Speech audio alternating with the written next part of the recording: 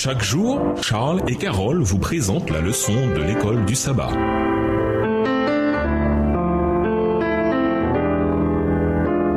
Bienvenue à notre émission. Dieu nous parle. Nous voilà la leçon de jeudi. Le visage rayonnant de Moïse. Lisons Exode 34 et versets 29 à 35. Pour quelle raison Moïse avait-il le visage rayonnant? Exode 34, les versets 29 à 35. Moïse descendit de la montagne de Sinaï, ayant les deux tables du témoignage dans sa main, en descendant de la montagne. Et il ne savait pas que la peau de son visage rayonnait parce qu'il avait parlé avec l'Éternel. Aaron et tous les enfants d'Israël regardèrent Moïse, et voici la peau de son visage rayonnait, et ils craignaient de s'approcher de lui. Moïse les appela. Aaron et tous les principaux de l'assemblée vinrent auprès de lui, et il leur parla. Après cela, tous les enfants d'Israël s'approchèrent et il leur donna tous les ordres qu'il avait reçus de l'Éternel sur la montagne de Sinaï. Lorsque Moïse eut achevé de leur parler, il mit un voile sur son visage. Quand Moïse entrait devant l'Éternel pour lui parler, il ôtait le voile jusqu'à ce qu'il sortît. Et quand il sortait, il disait aux enfants d'Israël ce qui lui avait été ordonné. Les enfants d'Israël regardaient le visage de Moïse et voyaient que la peau de son visage rayonnait. Et Moïse remettait le voile sur son visage jusqu'à ce qu'il entrât pour parler avec l'Éternel. Après cette révélation du caractère d'amour de Dieu, Moïse redescend vers le camp d'Israël, le visage rayonnant. Moïse savait-il que son visage était rayonnant? Pas du tout.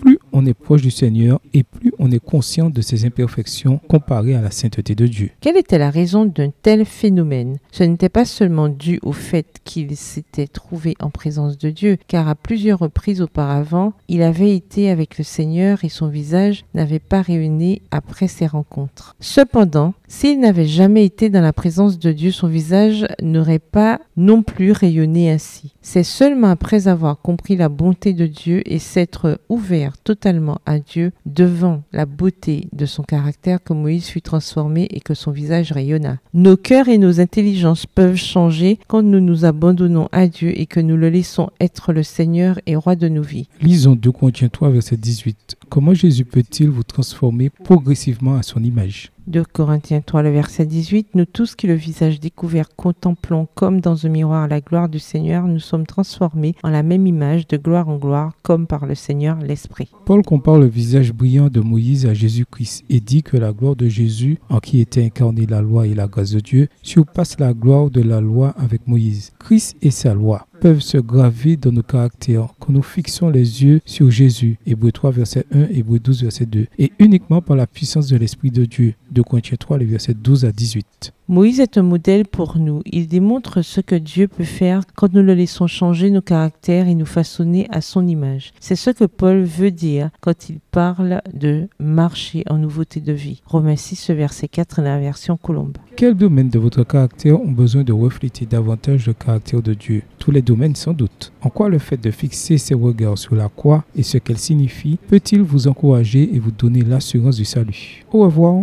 Et à demain si Dieu veut. Dieu nous parle. Chaque jour, Charles et Carole vous présentent la leçon de l'école du sabbat.